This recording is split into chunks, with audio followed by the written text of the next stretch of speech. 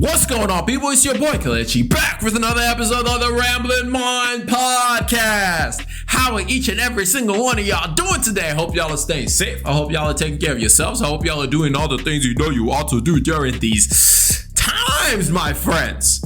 And we're going to focus on the use of the word investing. The use of the word investing. It seems in culture today that word is being thrown about very, very loosely, very, very easily. We kind of throw that word around like it's whatever. But before we get into that, I want to tell y'all a quick story. So as you guys know, I got into an accident. We're not going to talk about the details, but by the grace of God, I got a new car. Well, new to me car. New to me car. In other words, it's used. But I got a new car, and today I took it to get detailed. But so this car is a car that I've always wanted. It's a Honda Accord Coupe. I've always wanted a Honda Accord Coupe. Since the day I could drive, I've always wanted a Honda Accord Coupe.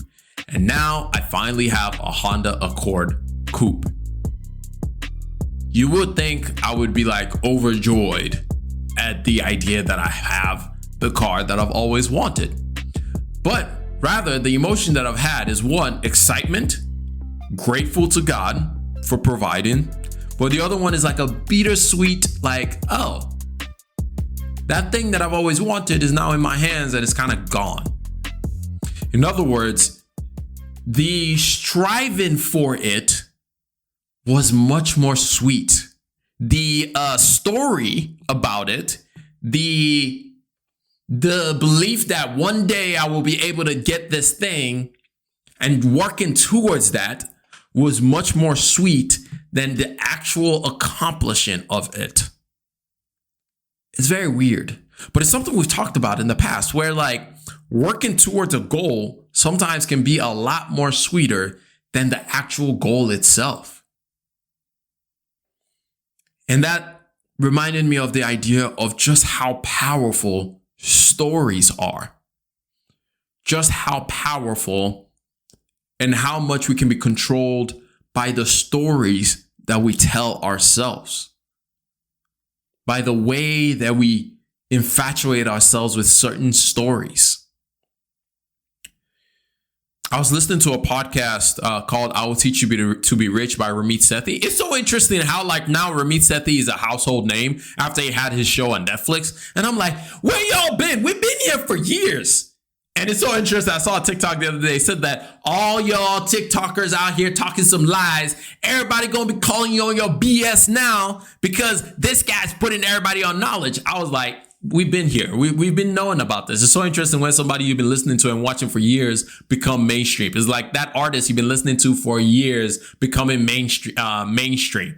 But the interesting thing is, I don't actually agree with that TikTok because I don't think people are going to actually learn. I think people are going to keep doing the same thing over and over again because there's no way you just learn things by osmosis. You got to put it into practice, and just watching something is not enough. But I digress. But I was listening to a podcast episode from Ramit Sethi. He has a podcast, I Will Teach You to Be Rich. It's about couples and how they deal with finances, and it's so good. If you're married, or if you plan to be married, or if you're dating, or if you plan to be dating for a long time and you guys are gonna try and figure out this finance stuff, I definitely recommend listening to that thing together. It is very, very, very helpful to help you see things from your perspective, but also from their perspective as well, so you can have these discussions from a much, much better place. Much, much better. Anyway, I can't speak English today. Anyway, but there was an episode that he was talking to this couple, and the boyfriend had told her, like, I am not getting married to you until you deal with these credit cards, until you deal with your credit card debt. And when they start talking about it and you go into the episode and you're listening and you find out like, oh, at one point they both had credit card debt. They both paid that thing off. But then she racked up another, I think it was like $30,000 in credit card debt. And he was like, I don't understand what is happening right now. And so to him, he was like, yo, I like, we're not doing this. We're not starting off our entire married life in a hole. And so until we get rid of this stuff, until we get to a point where you won't keep going through this loop over and over and over again, we're not getting married. And so it's like, it's very much a very big problematic thing. Like, it's a huge issue that she has. And that if she doesn't solve this, she's going to be in a big situation, you know, heartbroken and all that stuff. So anyway, as Ramit is like going through the discussion and having conversations with them and trying to figure out like, yo, what exactly is going on? Like, how do you end up in this state? How do you end up paying off your debt, but then you ended up right back in the same place again? Like, what happened? And you notice a trend as Ramit is trying to talk to her about what's going on. She has this way of like just avoiding or of trying to avoid answering the question. Either she would be like, I just don't know. I'm just dumb. I just don't know what I'm doing. I just don't know. I don't know. I just don't know. Or she will answer another way, which was like, that was an investment in me. That was an investment in myself. That was an investment in X, Y, and Z. And it was like, wait a minute, huh? And it was like one specific one was like, he would ask her like, you bought $300 shoes when you maxed out your credit card. Why did you buy these shoes? And she was like, well, I have to take care of my feet. It's an investment in my feet. And he was like, wait, what? And then there was another one, like she paid for like $1,000 trip or something like that. And he was like, what prompted the trip? And she was just like, it's for my mental health. Like, I'm investing in my mental health. It's for my self-care. And he was like, wait, what? Like, how does that, what? That does not compute. And it was just the use of the word investment over and over and over again that he had to get to the point of like, you're not allowed to use that word anymore. You're not allowed to use the word investment when it has anything to do with you just spending money on things that you enjoy to do. Not to say you shouldn't spend money on things you enjoy to do, but the fact that you keep using that word investment, there's a story there. There's something you're telling yourself every time you use that word. And I thought about something that I had written on a blog post last week, and it just clicked for me immediately. In the blog post, I said, we humans have always had a need to collect and preserve things. We have always assigned value to items that do not necessarily have value on their own merits, but that is irrelevant. We are social creatures with the ability to conjure up stories that capture our imagination. A powerful enough story can make a picture of a rock worth millions and the dollars in your pocket worth less. We humans love to tell stories, and I can come up with so many different examples of how the stories that we have told have made things that basically are worth nothing become worth a lot. Of course, I mentioned in the post, The Rock costing millions of dollars. That was the NFT craze that we just had a couple of years ago. Actually, last year in 2021, when NFTs was all the hype and everybody had to have an NFT. And today, none of those are worth anything anymore. Or the Beanie Baby craze from a number of years ago, where everybody had, that was the toy to have, but not just the toy to have, it was the toy to collect and try and resell because it was going to be worth hundreds of thousands of dollars, and people mortgaged their homes to buy Beanie Babies, and now they were underwater in debt because they had all these Beanie Babies that nobody wanted anymore because there was now a new toy that every kid wanted. Or what about various people who collect things like sports cards? Remember in 2021 and 2022, that was all the hype. People wanted sports memorabilia. Like the amount of people that just like were buying cards left and right worth thousands and thousands of dollars, Pokemon cards, all these different things that all of a sudden was like, yo, these are worth the most.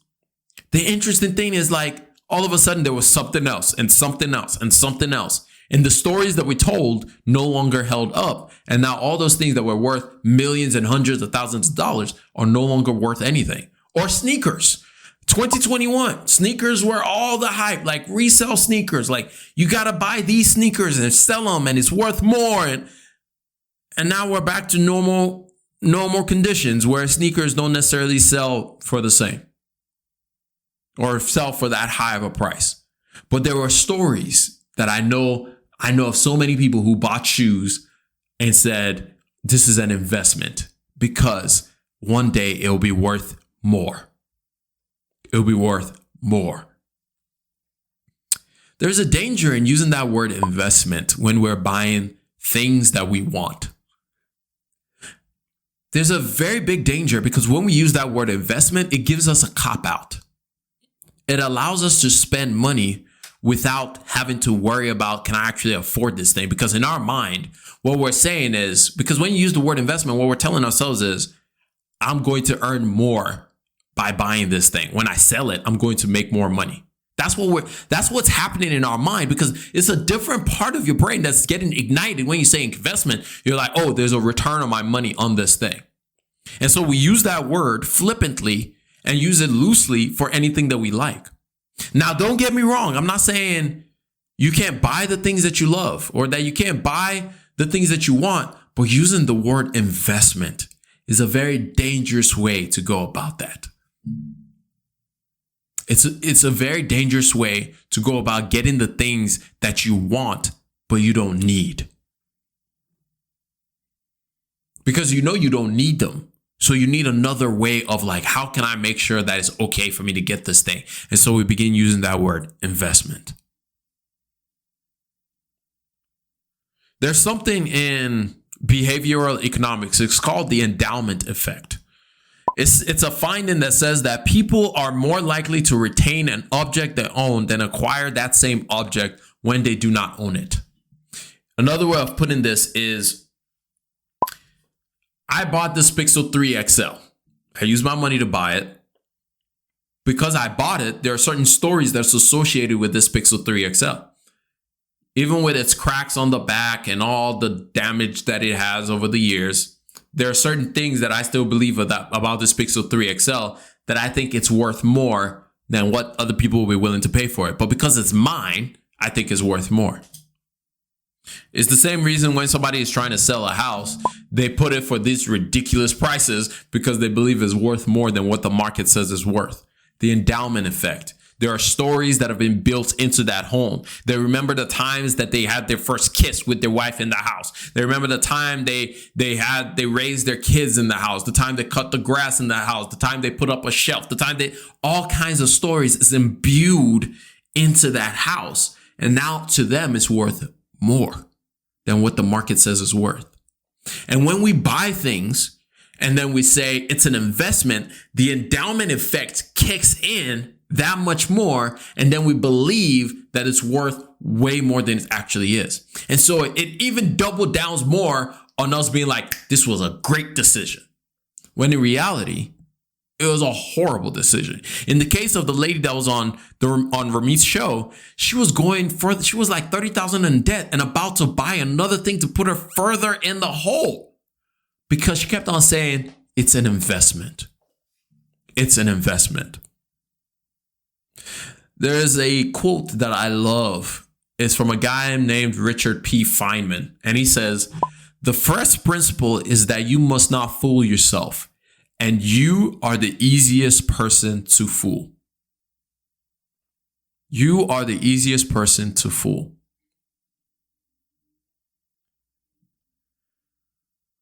Be careful of the way you use the word investment.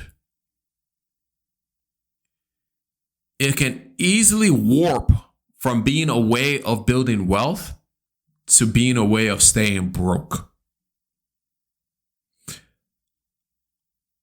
We've all seen people who have, even on the show How to Be Rich, there's a couple that literally had a warehouse full of random crap. And when he was asked about it, he said, well, those are investment things. And everyone in the world is looking like, the what?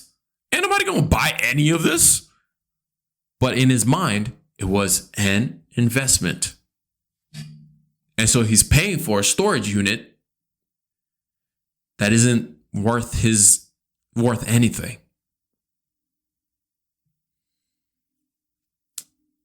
So regardless of what you might see on social media, just because there might be a benefit to buying something, that does not make it an investment. It does not make it an investment. Because here's the damage and the danger. If we keep buying into the hype of this is an investment for my self-care, for my health, for X, Y, and Z, companies, which they already do this, companies latch onto that and use it to market to you even better. So now you go on social media and you hear people be like, you got to invest in your health. And all they're offering is some fancy cup that they're selling for a 300% markup. And they're like, you got to drink more water, invest in your health. And they sell these things. And it's like, yo, you can literally buy just a regular cup from Walmart and it does the exact same job.